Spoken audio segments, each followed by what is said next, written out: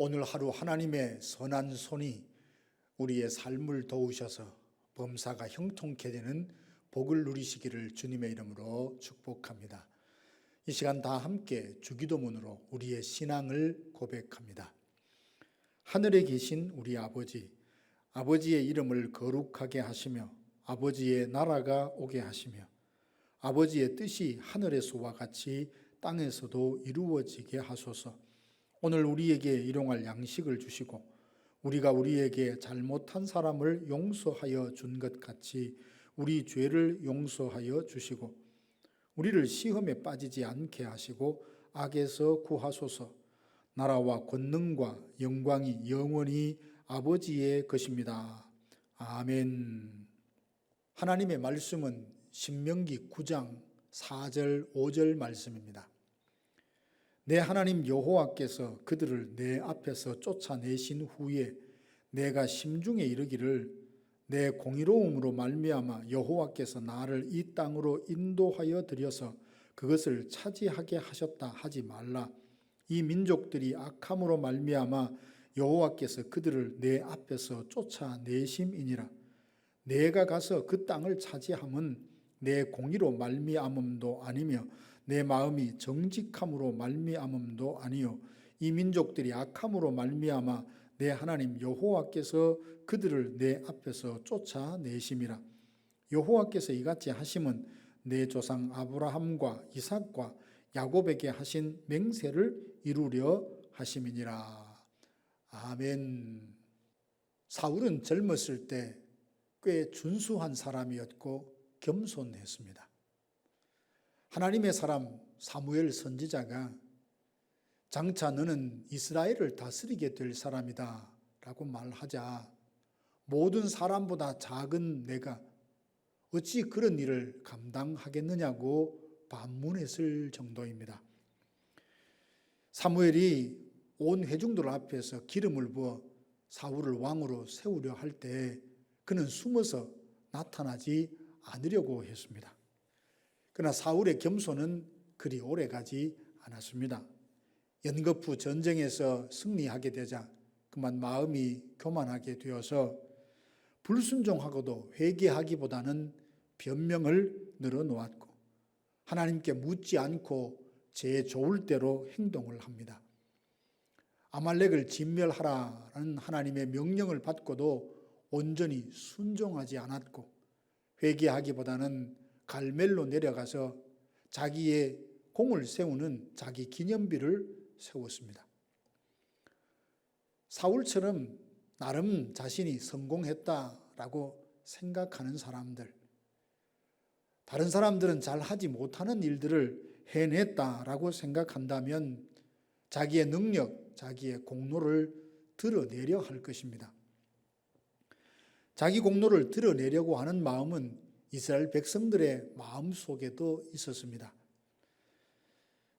이스라엘 백성들은 가나안 땅을 목전에 두고도 정탐꾼들의 부정적인 보고를 사실처럼 받아서 온갖 악한 말로 원망하다가 40년 동안 광야에서 방황하지 않았습니까?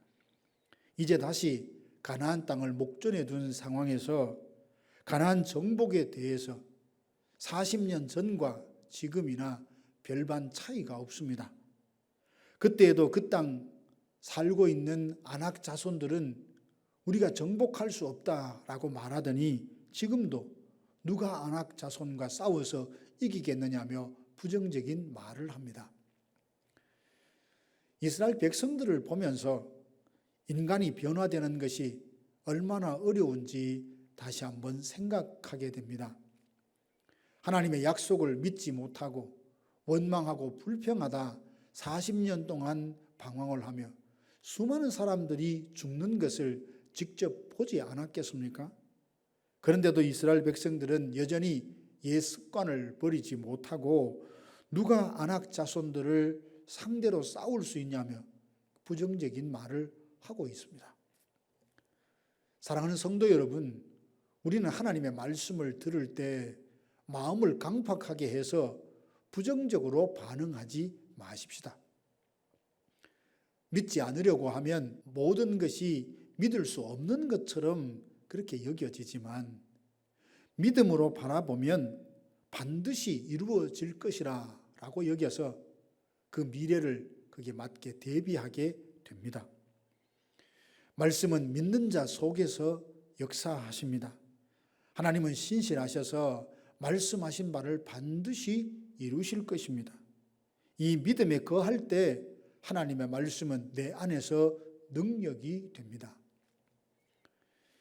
모세는 여호와께서 맹렬한 불이 되셔서 그 땅에 있는 사람들을 멸하셔서 쫓아낼 것이라고 합니다.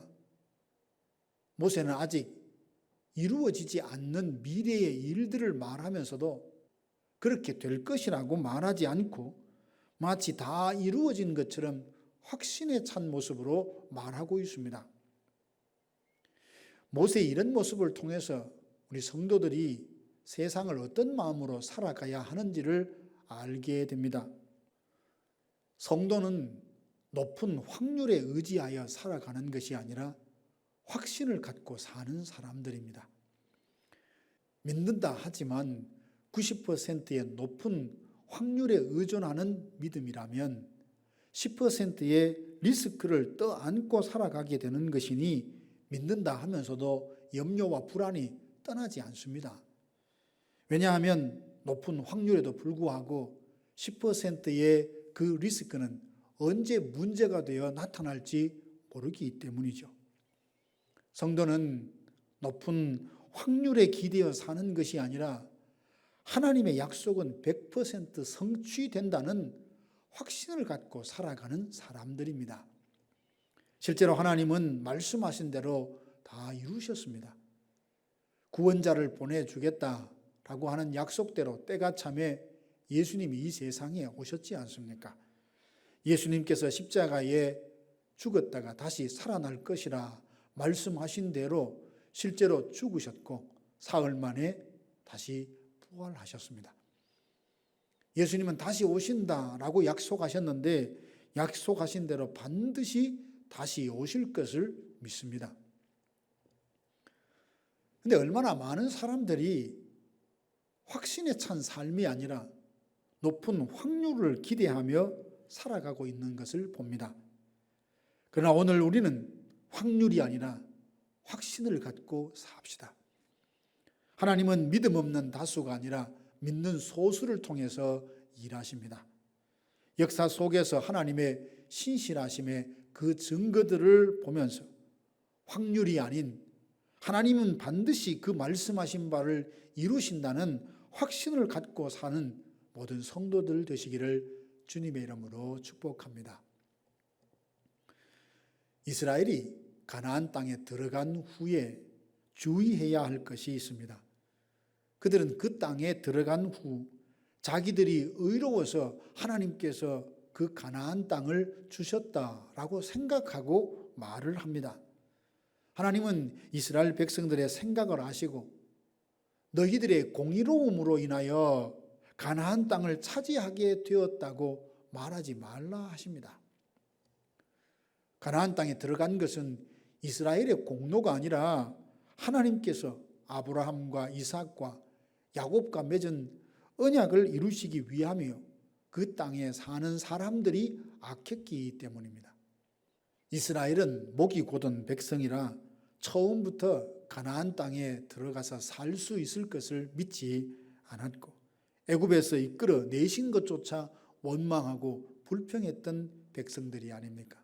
그런데도 실제로 가나안 땅에 들어가게 되니 자기들이 의로워서 자기들의 공로로 말미암아 그 땅에 들어오게 되었다고 말하고 그렇게 생각했습니다. 이것은 하나님께 돌려야 할 영광을 그들이 가로채는 죄를 짓는 것입니다. 헤롯이 날을 정하여 왕복을 입고 강단에 서서 백성들에게 연설을 했더니 백성들이 큰 소리로 외치며 이것은 사람의 소리가 아니라 신의 소리라고 그렇게 환호를 합니다. 이때 헤롯은 하나님께 영광을 돌리지 않고 자기가 그 영광을 다 취합니다.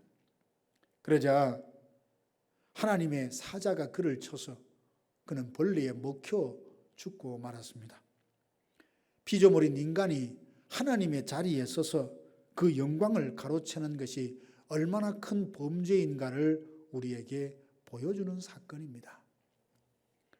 사랑하는 성도 여러분, 혹 오랫동안 소망하는 일들이 이루어졌습니까?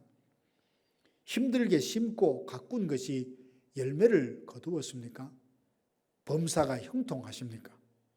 지금까지 지내온 것을 두고 내 공로다, 내가 노력하고 열심히 했기 때문에 이것을 얻었다고 자기의 의를 드러낼 것이 아니라 하나님의 크신 은혜 덕분이라며 모든 영광을 하나님께 돌리시기 바랍니다. 바울은 심었고 아볼로는 물을 주었다 하지만 자라게 하신 이는 하나님이십니다. 우리가 다른 누구보다 많은 수고를 했다 할지라도 다 하나님의 은혜요, 모든 일을 이루신 분은 하나님이십니다. 오늘 하루 우리가 여기까지 온 것은 다 하나님의 은혜이니 나 자신의 의를 드러내지 아니하고 오직 하나님께만 영광을 돌리는 우리 성도들이 되시기를 주님의 이름으로 축복합니다. 다 같이 기도하겠습니다. 지금은 우리 구주 예수 그리스도의 은혜와 하나님 아버지의 크고 놀라우신 사랑하심과 성령의 위로교통 충만케 하심이 모든 되어진 일들을 바라보며 하나님이 다 이루셨다며 하나님께만 영광을 올려드리리라 다짐하는 사랑하는 성도들 머리 위에 이제로부터 영원토록 함께 있을지어다. 아멘.